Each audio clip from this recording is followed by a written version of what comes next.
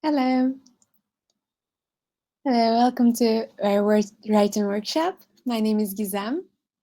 How is everyone? Yes, I see some familiar people. Welcome back. Are you good? All right. Let me share my screen. So this is a writing workshop about maps on task 1. As you know, you will get 2 tasks in IELTS writing. The first one is where you write a short essay, and the second one is where you write a rather longer essay. Today we will focus on the first task, and we will specifically focus on maps and how to write on maps. So today we will start with some tips and strategies, as you can see on the screen. Then we will talk about maps in detail.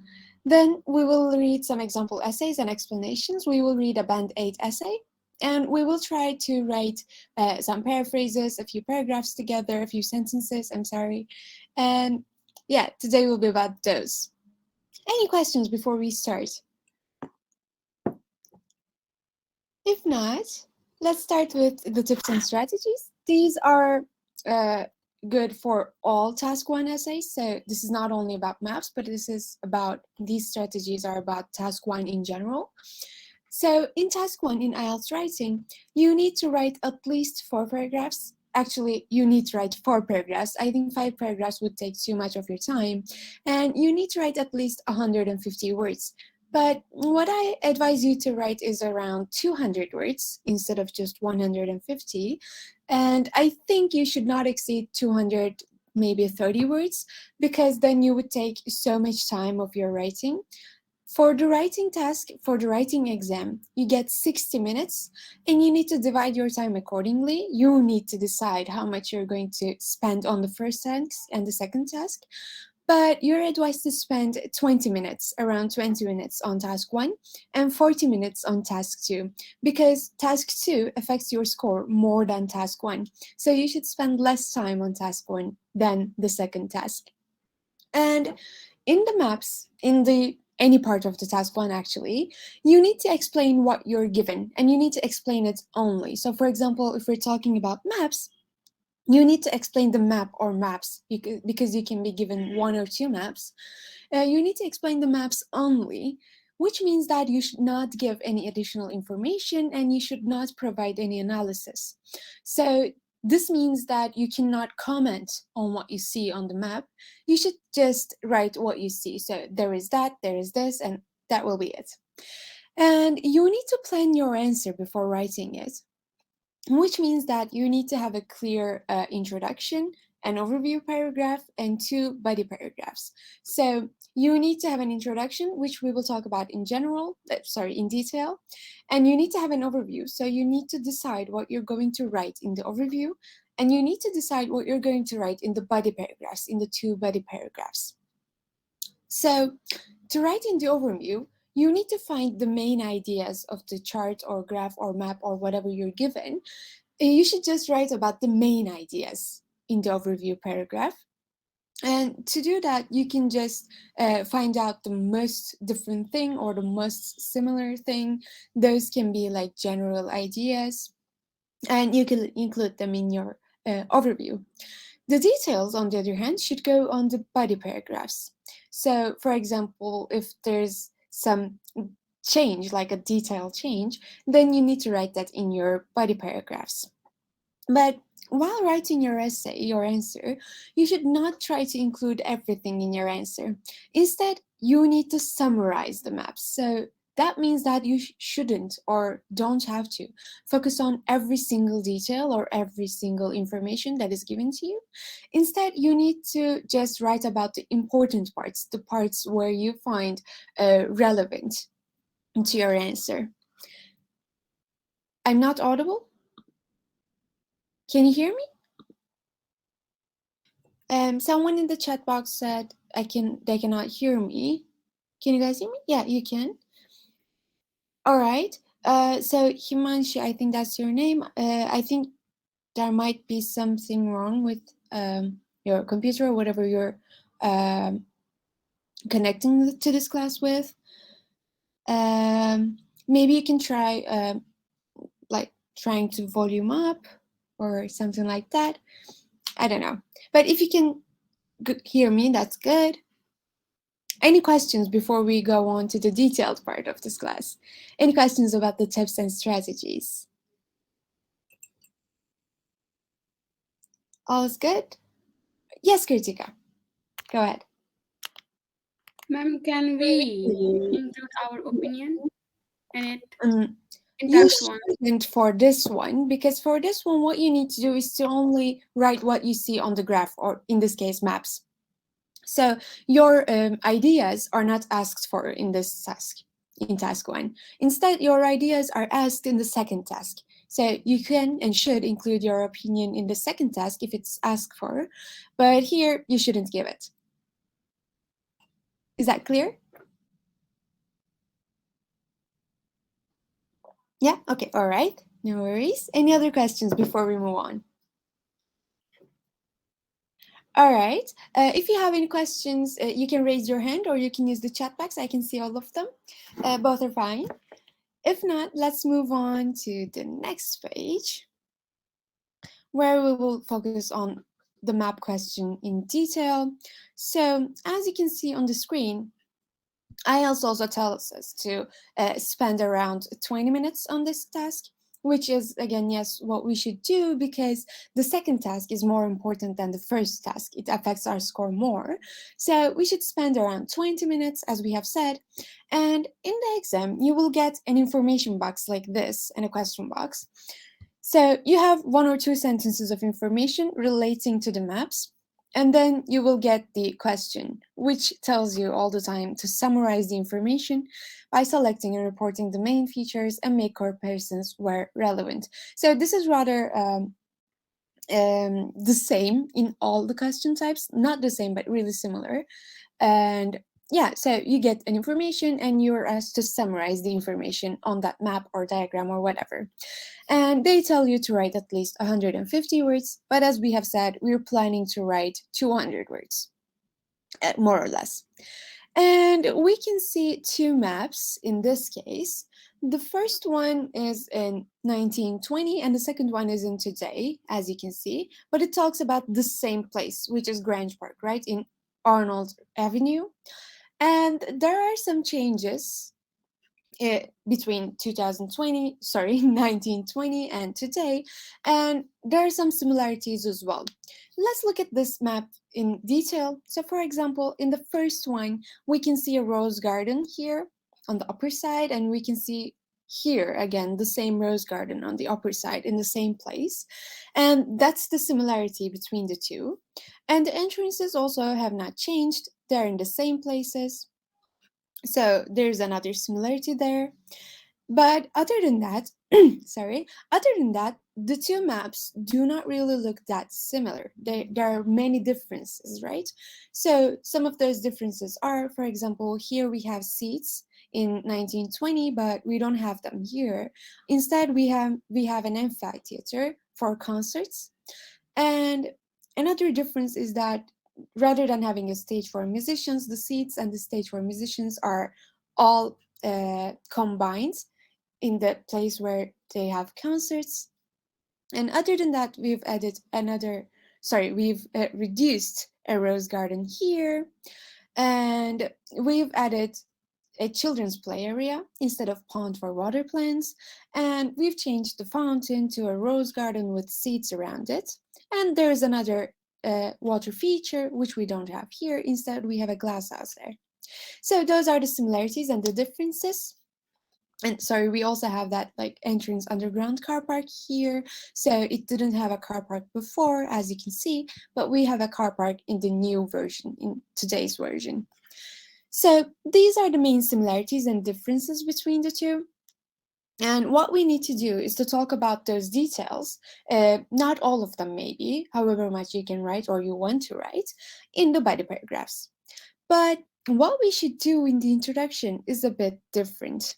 In the introduction, we need to paraphrase the information given to us. So, for example, here we have the information saying that The plans below show a public park when it first opened in 1920 and the same park today. So it really gives a general idea of what this map or maps are about, right?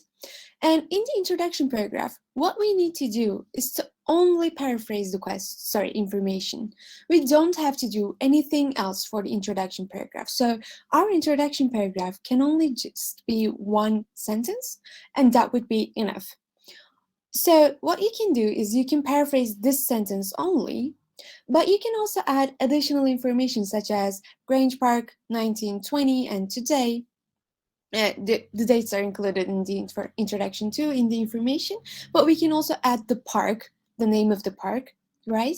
And we can say where it is, so it can be in Arnold Avenue, for example. We can add those general details, like the main ideas, but it doesn't reduce our points not to add those anyway.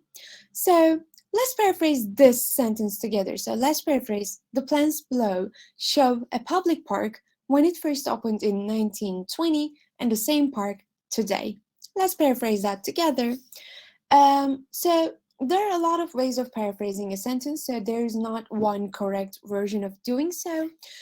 For example, we can still use, let's say, plans, but we can change the word show, but we keep the grammatical structure together, so we can keep the grammatical structure the same, or we can change everything altogether. We can change the grammatical structure of it as well. So, for example, we can say the two maps. So we can say which one is, let's say, 1920 and which is in today, blah, blah, blah. We can change everything. How can I get this notes after class? So our sessions are recorded and they're uploaded on YouTube, our YouTube channel. You can rewatch this video whenever you want in that channel. And other than that, you can take notes of it. Yeah, you can do all these, but there is not one PDF format of what we're covering today. So you need to either go to YouTube or take notes right now. Any other questions? Meanwhile, I also want you to kind of try to paraphrase this information on your mind. That's why I'm a bit talking too much, to give you time to try to paraphrase this sentence. Yes, and I'm seeing some answers. Thank you so much. Let's read them. So in the chat box, Shreya says, we can say, given pictorial presentation depicts in the 1920, it's an inauguration year compared to present day. And Priyanka says the two plans represents the comparison of public parks between 1920 and today. Yes, I think those are really good. What we need to pay attention to is to provide a sentence, like a full sentence with a subject, a verb, objects, and so on. So while paraphrasing, we also need to keep in mind to be grammatically correct. And you don't also have to change everything. So paraphrasing does not mean that you have to change everything. So for example, we can use and we should use 1920 and today, right? Because they're not changeable. So basically, when we say 1920, we cannot say anything else, right, instead of it. So yeah, there's another answer. Given pictorial presentation depicts a park in the 1920, its inauguration year compared to present day. Yes, we can do all those. Let's try to do one together too. Thank you for your answers. I'm not just going to copy paste your answers and try to do something different so as to show you different versions of paraphrasing the same sentence. So let's try to paraphrase together too. So for example, what can we say instead of plans? We don't have to change the word plans because these are plans, but we can also say the maps too, right? But the maps, or we can say the plans of the maps, which would be fine too. So we can say the maps. And what can we use instead of show? We can say below, we don't have to say below, they're both correct. But what can we write instead of show? Those of you who've attended our previous classes, we've talked a lot about show and the synonyms for show. Do you remember any of those? Represents, illustrates, yes, definitely, demonstrate. But while we're also writing our synonyms, we need to pay attention to use the plural word, the plural form of these words. Why? Because maps here is plural, right? So we need to use a plural form of the verb that we're going to use. So we can say demonstrate, for example, but we cannot say demonstrates. Sorry, demonstrates. We cannot say that. We could use demonstrates if we have used the map here, let's say. And yes, we can use the given maps, or we can say the maps provided. Both are fine. We don't have to use given or provided, but it's also good if we use it because they're reductive relative clauses, which is a way of showing that we know how to use reductive relative clauses. So we can say the given or the maps provided. Both are fine. And we can also say give information. Yes. Yes, we can also say the given maps contrasts. That is good too. So we can use all of these basically. There are no wrong answers in the chat box. We can use all of them. Because I just wrote demonstrate here, I'm not going to change it because, as I've said, all of them are correct. Let's move on to saying a public park when it first opened in 1920 and the same park today. How can we change that? A public park, for example, or should we change it? Do we have to change it?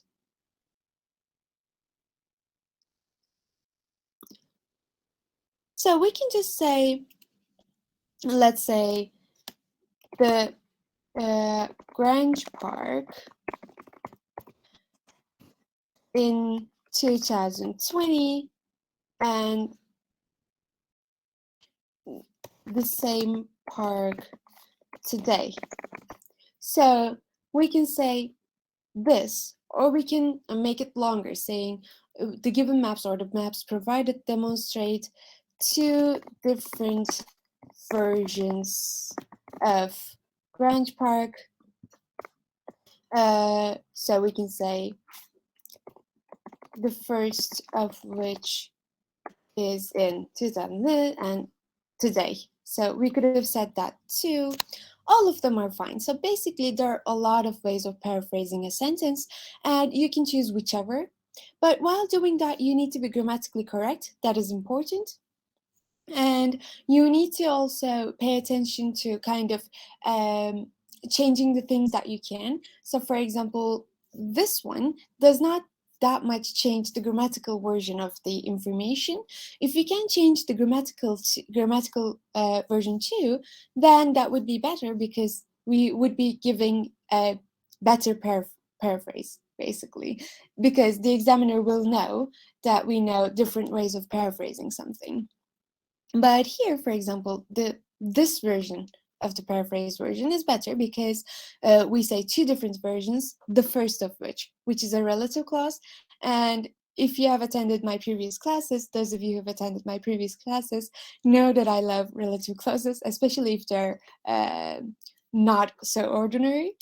And actually, the examiners in IELTS love those relative clauses too because they are not so easy to use. So they kind of show your level of English in a better way. So, yes, this is one version of doing it, one way of paraphrasing it.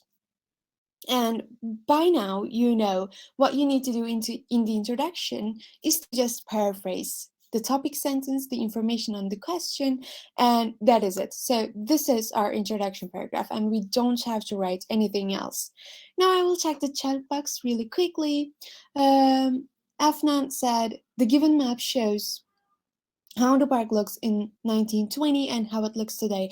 Yes, it is correct, but it's not correct in this sense, in the sense that there are two maps, but you just said the given map, which is kind of wrong, right? Because we're given two maps.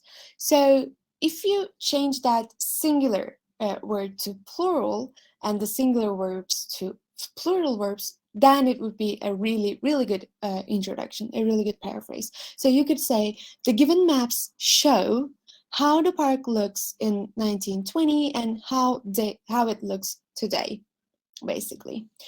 And Priyanka asked, for 1920, we have to use past tense. Yes, definitely. So we have to say how the park looked in 1920 and how it looks today. That was my next point. Thank you, Priyanka. Because the first map belongs to a past event, so in 1920, while we're talking about the first map, we need to talk in the past tense because that's in the past. We don't have it anymore. So it has changed. So what we need to do is to use past tense whenever we're talking about the first map, but use the present tense in the second map because it shows today. Any other questions before we move on? So this is the introduction, as we have said. If you don't have any questions in the introduction, let's read another example of the paraphrased version. So we can say, the displayed maps feature the changes in Grange Park, situated between Arnold Avenue and Eldon Street from 1920 to date. So as we can see a lot of different words here, right? So we can see the displayed adjective, which is what we also mean when we say given or provided. We've talked about those. So we could say given, provided, or we can say displayed also, which is also the same thing. It's a synonym to the given and provided. We can use displayed. We can also say feature the changes instead of saying show the differences, let's say. We can say feature the changes, in which case feature is the verb, which is kind of similar to show. And we can say the changes, it's kind of, I think, obvious. But we could also say contrasts. I think it was in the chat box. We could use contrast too in Grange Park. And I think this is a really, really good word for you to know, situated between. So when we say something is situated somewhere, it means that it's located there. So it is there, basically. So instead of saying something is somewhere, we can say something is situated somewhere. I think that's a really, really good verb that is gonna give the examiner the effect of like, wow, this person knows this verb. So I would advise you to kind of incorporate that in your own writing, the word situated. And then we can say, instead of today, we could say to date. Instead of saying today, we could say to date. But this is actually used with from to, like they're used together from 1920 to date. So which means that it started in 1920 and it's still going on today. Can we say nowadays? If you arrange the sentence accordingly, you can say nowadays because it also means like around this time. So you can use nowadays too, but you have to arrange your structure, your grammar accordingly. So for example, you couldn't use nowadays here. So you couldn't say from 1920 to nowadays. That would like kind of that would not sound so good. But you could say, let's think about it. So you could form, let's say, two sentences. You could say it shows how it was in 1920, and you put another word there, another sentence there saying nowadays. However, nowadays it is different. You could say. What about until now? Because it can be changed also. Until now. So you could say the changes it has so far. So you could say the changes it has had until now. Yes, you could have said that too, but since we don't have that like those steps of change, I think that would be kind of not better than the others, if I may. So for example, we only see the beginning of this park, right? So we only know how it was at first when it first opened, right? And we know how it is today, but we don't see or know about those steps in between. So we don't know how it was in 1950, for example. But saying until now would mean that we know all those steps too. So I would prefer not to use until now. Instead, I would use like now or to date or nowadays or at present or at the moment. But I wouldn't, I think, prefer until now. It's not that wrong, but I think those are better options than until now. But yeah, it's not wrong. You can use it too. Any other questions before we move on to the overview paragraph? Sorry, we're not going to move on to the overview paragraph. We're going to talk about some vocabulary, but any questions till now? All right, let's move on to some synonyms. So what could we use instead of feature? I think we've already talked about some of these. So we said illustrates, I think. It was mentioned in the chat. Illustrate. Any others? We can say display too, yes. Any others?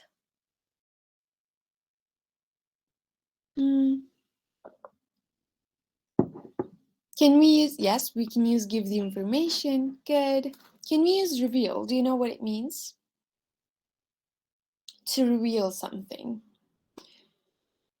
Yes, we can use reveal. Reveal means it basically gives the information, basically. What about summarizes or overall? Yes, we can use show.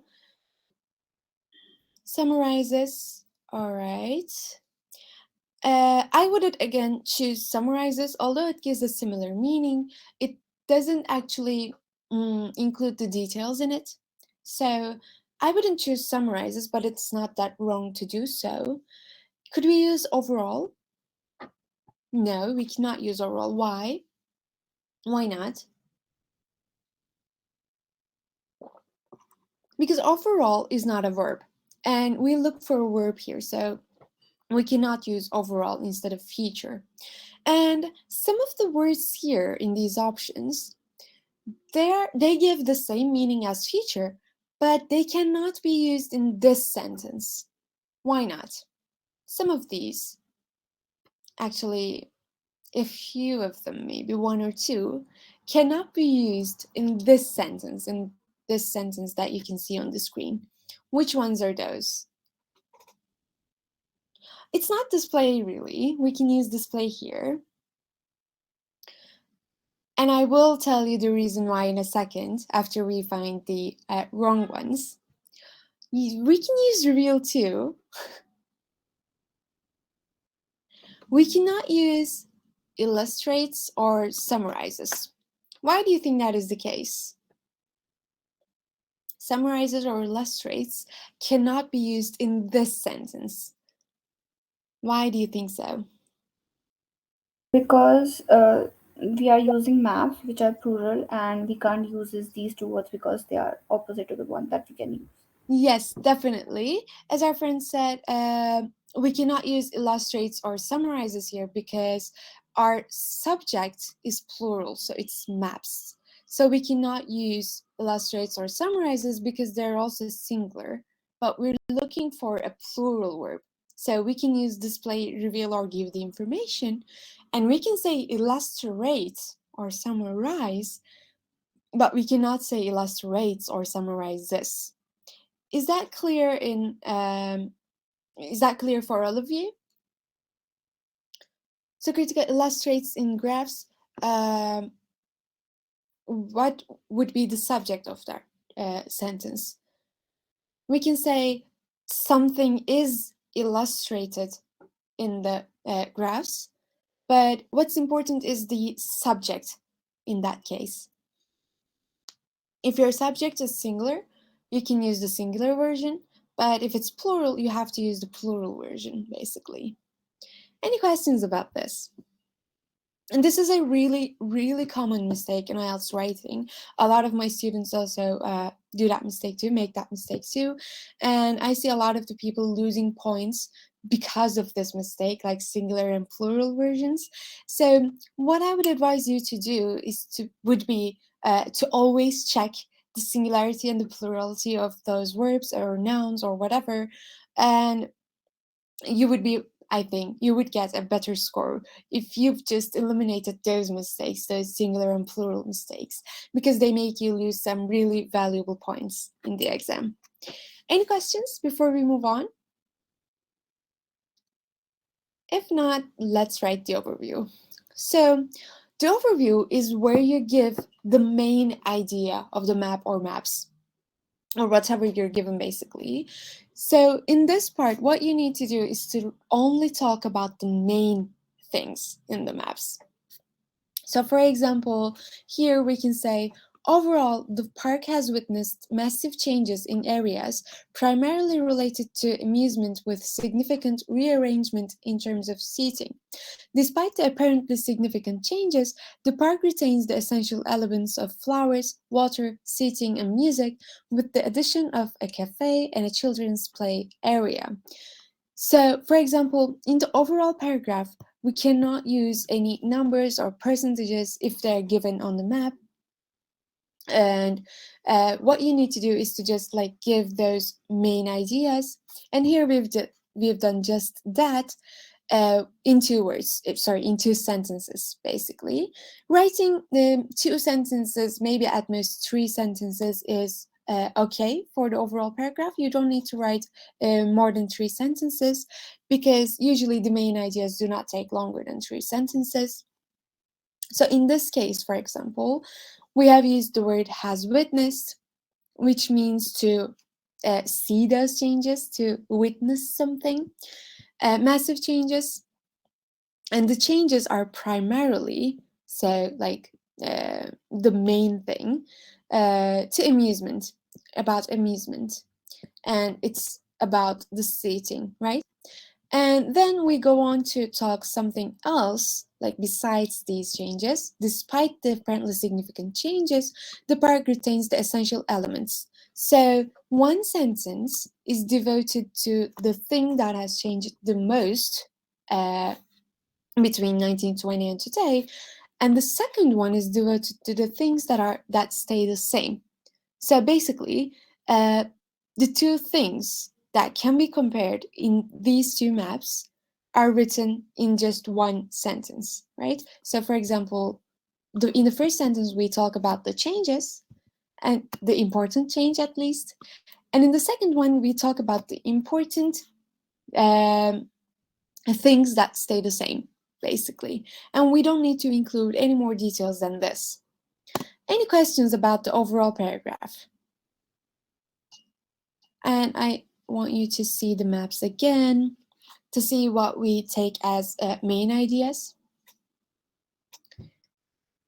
Overall, no? All right. So if you don't have any questions about the overall paragraph, let's talk about the vocabulary here. So for example, instead of saying significant or massive or important, you can use those interchangeably. And what else can you say instead of significant, important, or massive? Do you know any other words, adjectives that mean the same as significant, important, or massive? Any other words that mean similar to these? You don't have to give the exact meaning, like exactly significant. Noticeable, yes, we can say noticeable, which is really, really good. You can say vital too. Vital is a bit more like a more strong, like a stronger version of these, but it still can be used, of course. Vital and noticeable. What else?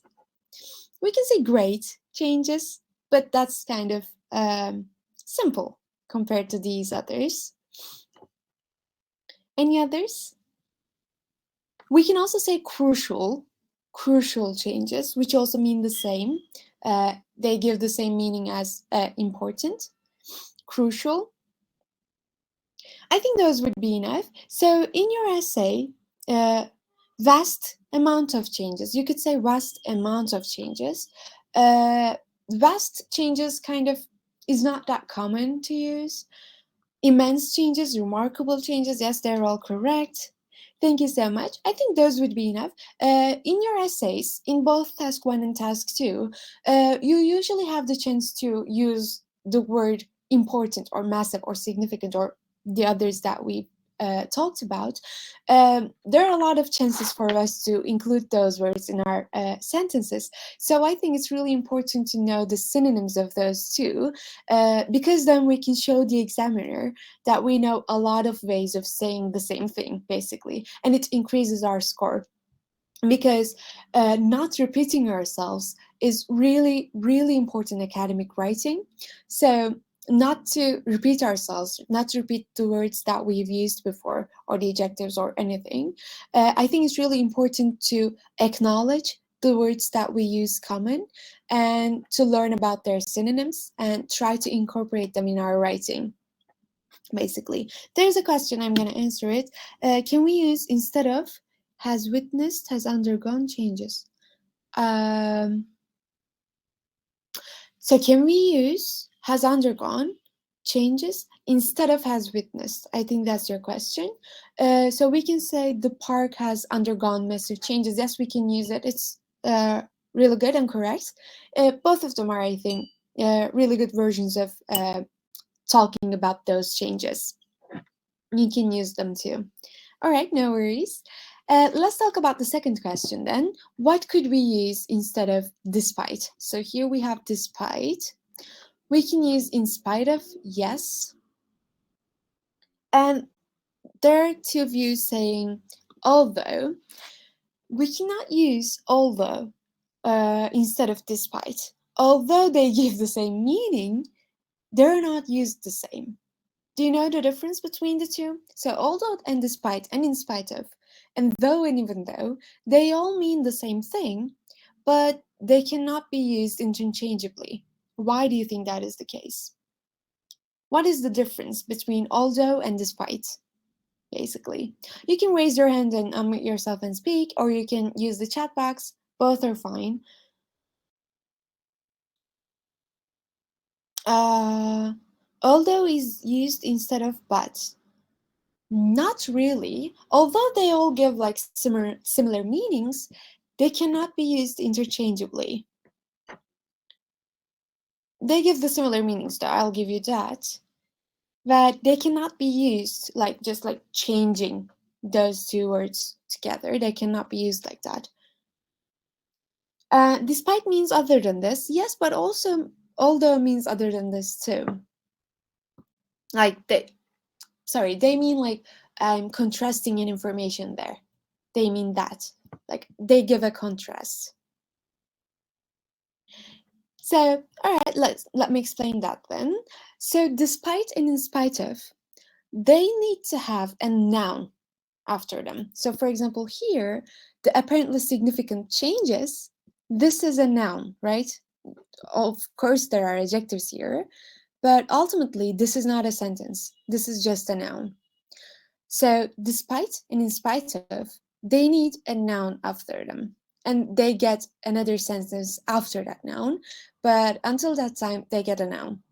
However, although needs to have two sentences. So, for example, if we put although here, we needed to say, although there are apparent significant changes.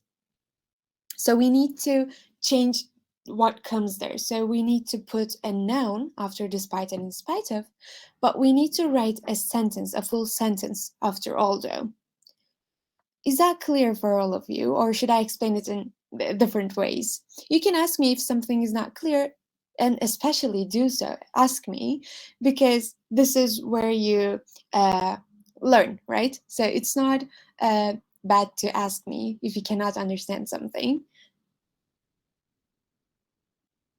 Any questions? So despite and in spite of gets a noun, but although, though, and even though get a sentence. All right, if that is clear for all of you. We cannot use overall here too, because overall basically means this. So when we look in the overall as an overview. So it's not used instead of despite. Could we use regardless of? Regardless of apparently significant changes. Yes, we could use it. It also gets a noun. It doesn't give the exact same meaning, but it doesn't give a wrong meaning in this sentence too, so we could use it interchangeably too.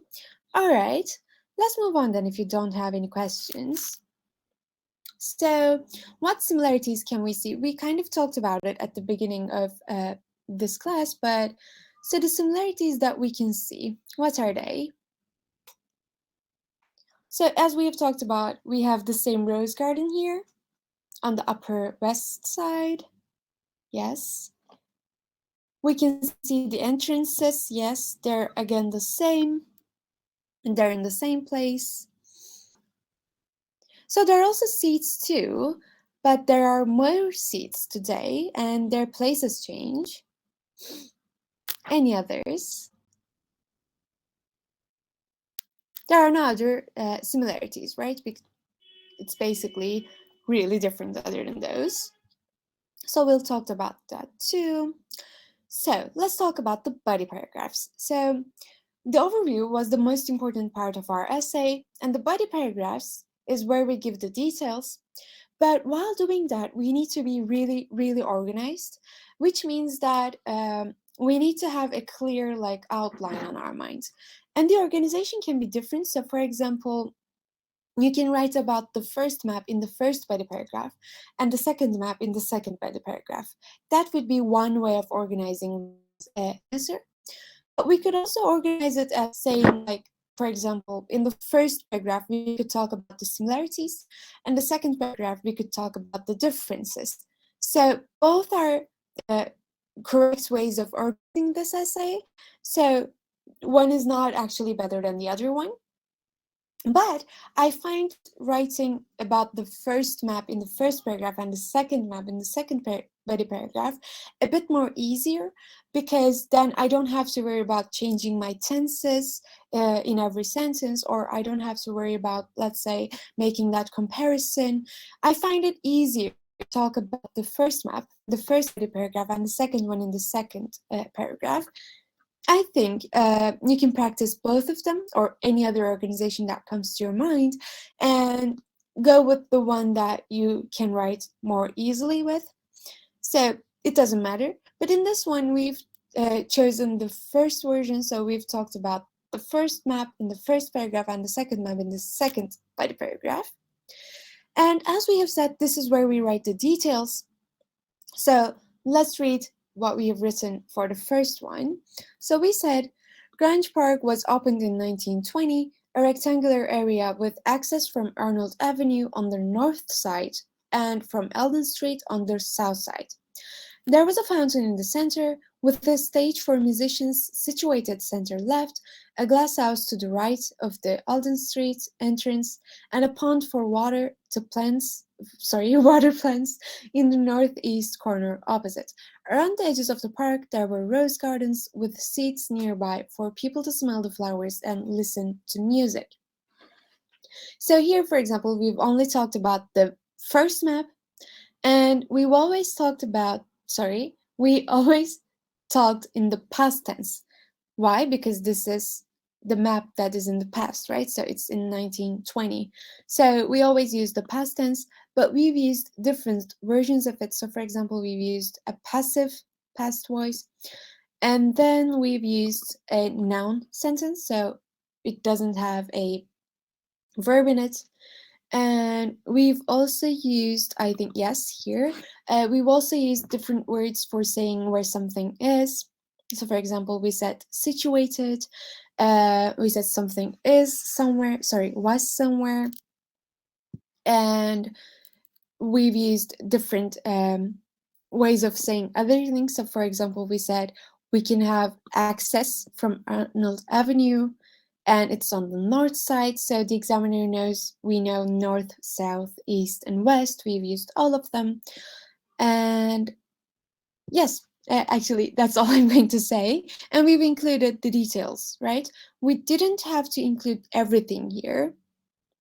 But it's not that, I think, challenging to write about everything in this case, because there are not many, a great amount of things to write. So actually, it doesn't take that much time. But if there were a lot of information on the maps, we didn't have to include everything in our answer. Basically, we should write about what we can in 20 minutes and not exceed that time limits, basically. Do you have any questions in the first body paragraph about the first body paragraph?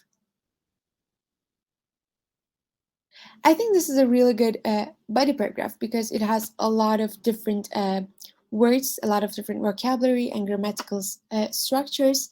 It doesn't just say there is this, there is that, but instead finds out different versions of saying the same thing, saying where something is. That's why it's a really good paragraph, in my opinion. And it would get a really good grade in the exam too. Yes, Anna. I would like to know in the beginning of the essay, we wrote the Grand Park, and now there is no article in front of Grand Park. Should Mhm. we use article the in front of Grand Park or no? We should actually. Um, let's see, where is it?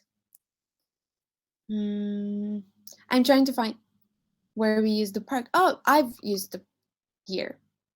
So I've used the while we're writing this paragraph because we know which park this talks about, right? So when we know which park we're talking about or what we're talking about, we can use the in front of that noun. But as it's not used here on the question, we don't have to use it.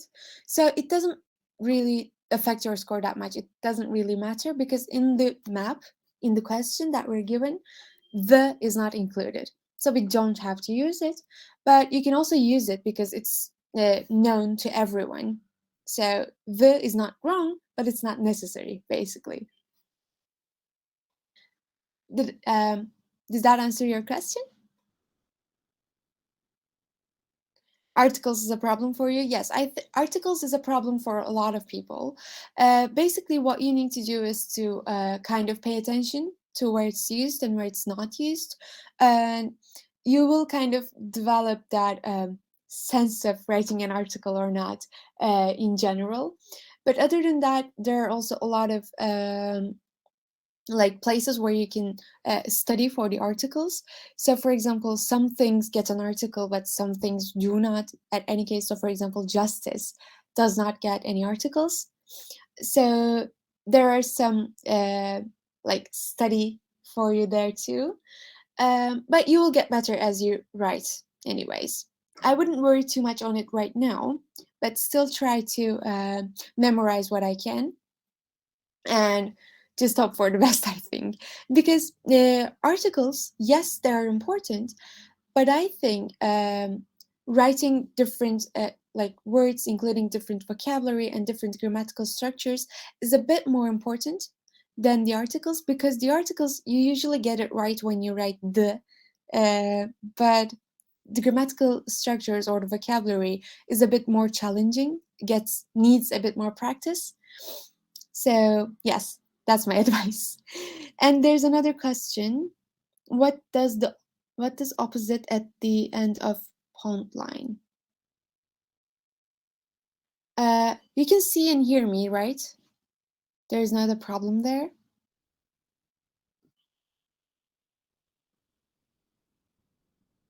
You can see and hear me, right? Yeah. Okay, all right. Your video is not working though, but yeah, we can hear you. Okay, all right, perfect. So there's a question saying, what does opposite at the end of a pond line? And so opposite is basically, it means that it's, how can I say this? It's not near, it's opposite. So it's kind of in front of it, maybe, let's say. It means that. And there's also, oh, you were going to ask something? Yeah, so actually it says it's a clear sentence, no? A pond for water plants in the northeast corner, and then they have used opposite.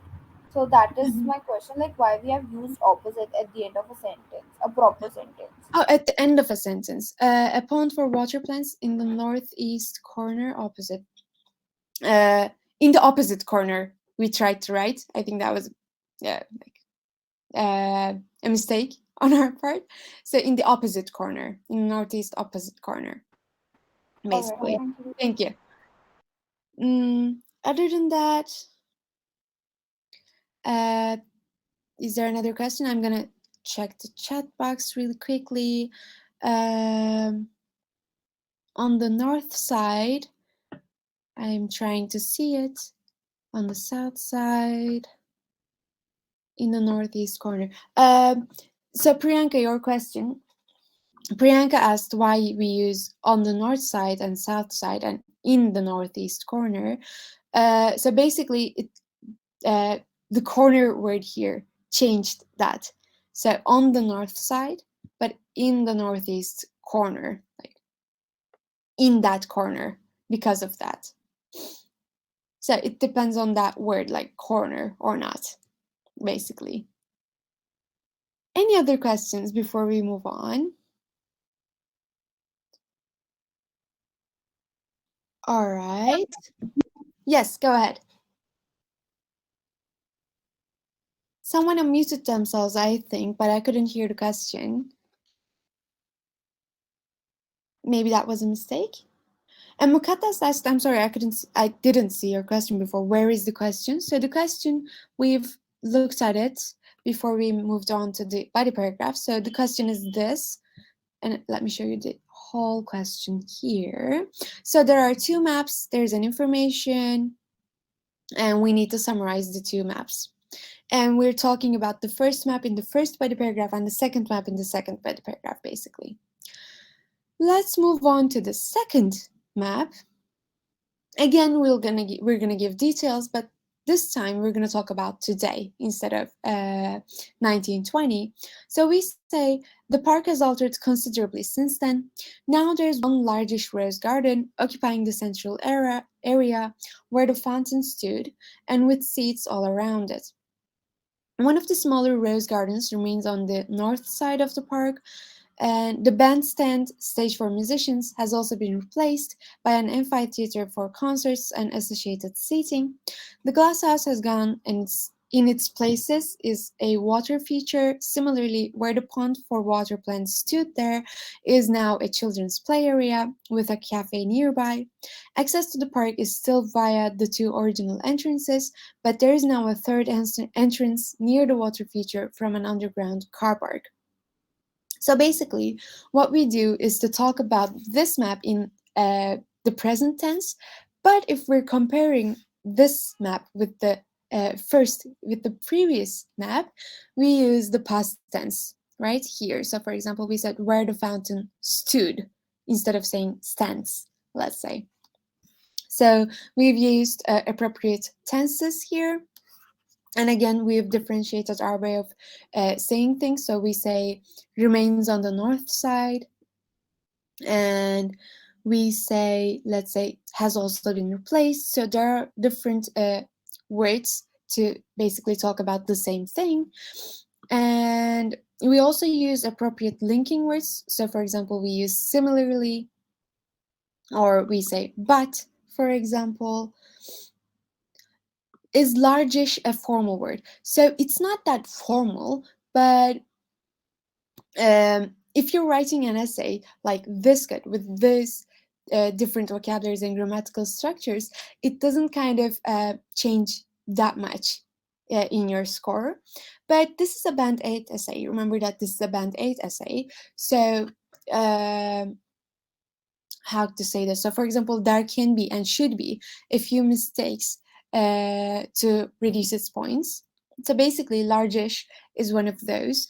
You can use it in an academic essay, but it wouldn't be an academic word. If your essay in the overall is good and academic, and if its vocabulary is very high and grammatical structure is very high, then largish wouldn't look so bad. But if it's like not so good in the overall, then largish would be one of the reasons why they think your essay is not that academic, basically. Can we use modified in place of altered? Where is it? Uh, the park has modified considerably since then. If we use modified, we have to use a passive voice. So we have to say the park has been modified considerably since then. So yes, they can mean the same thing, but because modify means change, basically. So to change. So when we modify something, we modify something. But something can change or alter by itself. So basically, if we're going to use modify, we have to use a passive voice instead of an active voice like here. So we can say the park has been modified, but we can say the park has altered or the park has changed considerably, basically. Does that answer your question?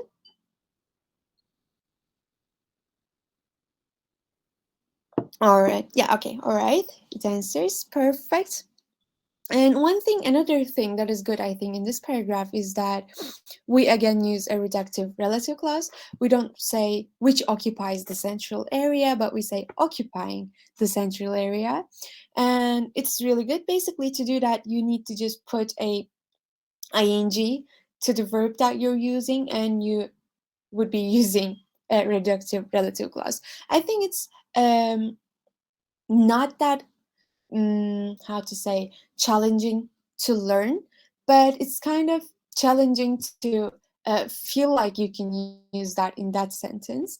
But that again comes with practice. If you practice using these like different vocabularies and grammatical structures in your answers, in your practice essays, you will definitely get better as you practice. Now, let's move on to the vocabulary side. So, instead of alter, yes, we already talked about this. We could say change or adjust or evolve or modify. But sometimes when we use those synonyms, we sometimes have to change something. So, for example, we can change the active voice to a passive voice, for example, or we might need to, I don't know, change the form of this sentence. So, when we say they can be used synonymously, that doesn't necessarily mean that they can be used like in the same way as the other. Yes, Shreya, you can ask a question, I think. Yes, ma'am. So I want to know that in what all positions can we use a comma, because it's a very crucial part and it counts in our writing. So in like as we use commas after the um, linking words like although, for furthermore, and where else we can use commas. All right. So the answer to your question is actually really, really long because there are a lot of linking words after which we can use and should use a comma. So but some examples are, for example is an example, however, nevertheless, nonetheless, and also in addition, moreover, furthermore. Yeah, So and instead of connectors, like I know about the connectors and all that right, you should use after connectors. Other than the connectors, where should we use commas? Like, is there anything else? Yeah, all right, yeah, that's all right, sorry, I misunderstood then. So basically, if you're moving on to another sentence, so for example, if you're um, here, let's say we have, now there's one largish rose garden and this is a full sentence, and then we want to add another sentence, a relative clause, but still this is another sentence. There we have to use a comma before we start our other sentence. So when you put another subject basically, but when the sentences you're connecting are still not over, before that subject you can and should use a comma. Other than that, here, let's look at this one. The bandstand stage for musicians has also been replaced by an something something. You don't have to use comma here because it doesn't get an extra sentence. Comma is used here just because it wants to put an emphasis there, but you don't have to use it. It doesn't necessarily should be there. Other than that, for example, I think you know this one because this is also another linking word, a connector. Here before but we have to use a comma. But other than that, so you have to use a comma when you're putting in additional information. So, for example, if you're saying, my sister, who is a doctor, is a really good person, because the who is a doctor part is an additional information, you have to put commas there too. But other than that, I cannot think of any other like definite rules right now, at least. Does that answer your question, or did I go off topic again? Oh, all right, thank you. You said all right, thank you. Thank you. No worries. So let's talk about why this essay, so you can see the full essay here, is good. as we've said, it's good because it has a lot of different vocabularies and grammatical structures. There are a few mistakes, and there are a few things that could be better. So, for example, you have also found out a few mistakes of this essay. So there are those mistakes, but still, overall, it's a really good essay. It answers the question, it summarizes the information, it doesn't give any additional analysis or information, and it paraphrases the introduction. In the introduction, it has an overall paragraph, two body paragraphs, and all the paragraphs and information are organized in a logical manner, and it does not exceed the word limits that much, and it's not under the word limit, so it's 263 words, so that is really good too. So overall, because this essay shows that the test taker has a lot of knowledge on a lot of different parts of English, both grammatically, both and vocabulary wise, this essay gets a band 8. Any questions about how this is scored, or why is this essay good or bad or anything else? Yes, Kritika, go ahead. Yes, ma'am. I'm asking about this explanation about two maps. What about if we explain in first paragraph about the similarities and second paragraph about dissimilarities? What about if we compare those maps in two paragraphs? That would be really good too. That would be a logical way of organizing your ideas. I think it would be a little bit more challenging because then you would have to compare the two or contrast the two, and you would have to change which tense you use in every other sentence, because you would have to talk about the past and the present in the same paragraph. I think that would be a little more challenging, but it wouldn't be worse than this one or better than this one. It's another way of organizing your ideas. Both are actually, both would get the same grade if they're written in kind of a similar manner, basically. So you could choose that version too, basically. It doesn't really matter how you organize your essay as long as it's logical. Does that answer your question?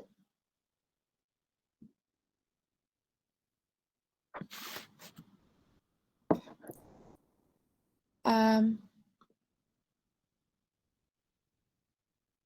can you hear me? Does that answer your question? Sorry, could you hear me? I couldn't hear you. Anyone? Can anyone hear me? Oh, did my internet go bad? Audible, ma'am. Audible. You could hear me? Is that what you said? Yes, ma'am. Yes. All right. Okay, perfect. So any other questions then?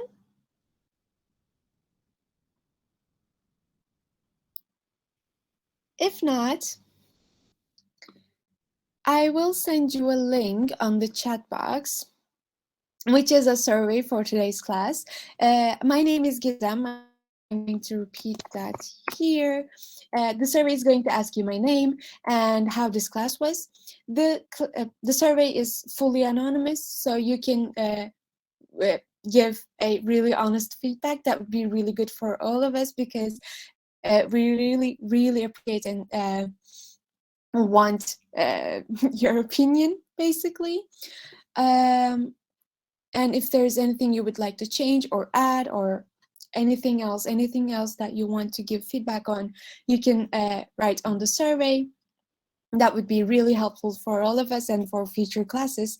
We pay attention to them, basically, and we change things according to that. And what you need to do next is to practice writing essays. And I think you should also try using different vocabulary and grammatical structures. If you step out of your comfort zone, you will eventually get better.